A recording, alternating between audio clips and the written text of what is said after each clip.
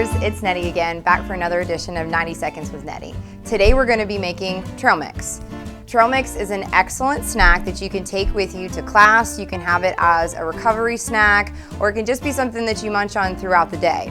There's a lot of different ways that you can make trail mix, so there's really no wrong way.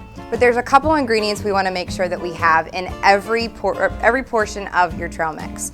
So first you want to start out with getting some type of complex carbohydrate that's hopefully going to provide you some nutrition. So you want to steer clear of some of the white refined carbohydrates and include some of the whole grain carbohydrates. So today we're going to add granola to our trail mix.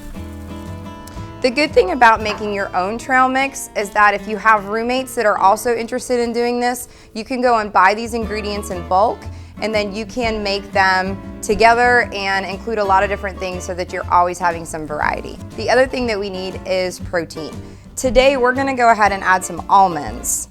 Now you can add any form of almonds or nuts that you like. So maybe your desire is to add peanuts instead, and that would be fine.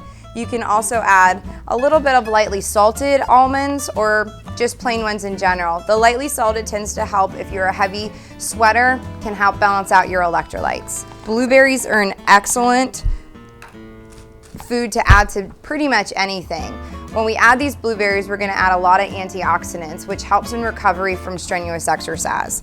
And then finally, it's okay to have a little bit. Remember, poison is in the dose. So adding a little bit of chocolate, you can do dark chocolate, you can just do plain old M&Ms, kind of mix it up there. And we have a snack for all day long.